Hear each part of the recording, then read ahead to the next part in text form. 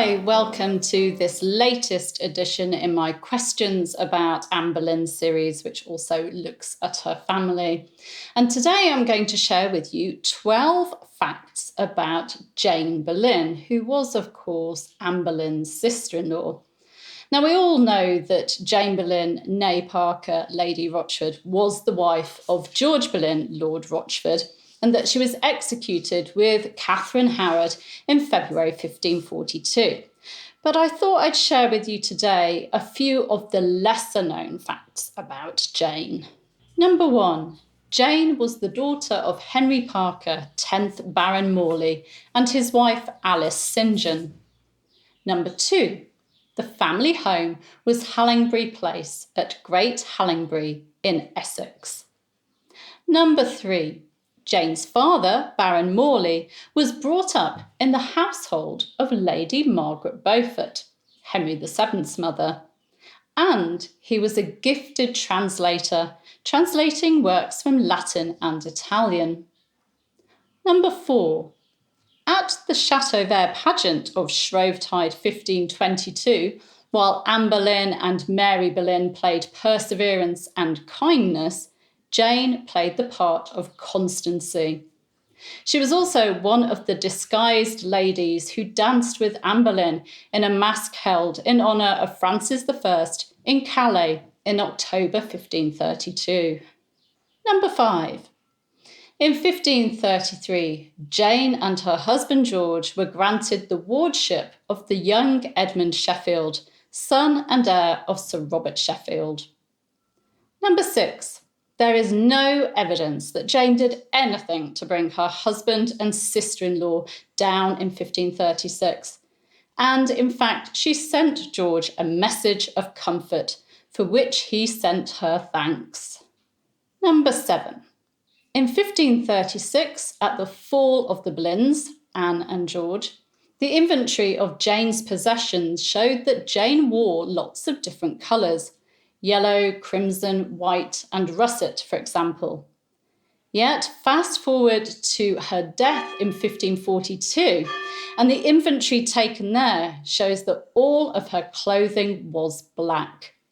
Even bearing in mind that black was worn to show high status, that you could afford black cloth, surely Jane would own some other colours, unless she was in permanent mourning. Number 8.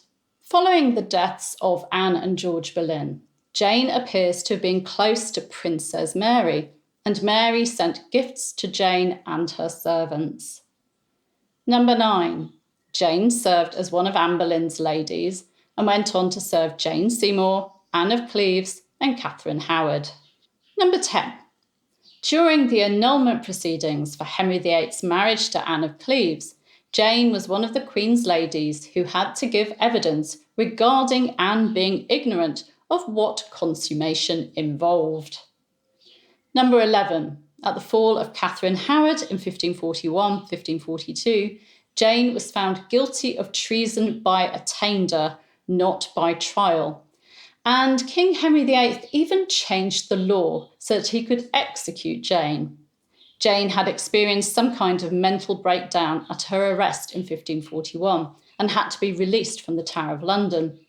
And it was against the law to execute those showing signs of madness. Henry VIII had a law passed to make it possible. He was intent on punishing Jane for helping his wife meet with Thomas Culpeper. Number 12.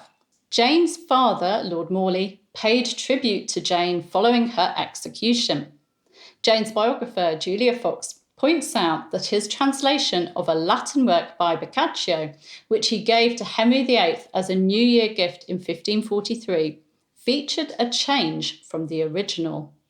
When writing about the death of Polyxena, Morley added his own phrase, writing, "Oh, that it was against all good order, and that so sweet a maiden should be devoured by the hands of Pyrrhus, for to satisfy for another woman's offence."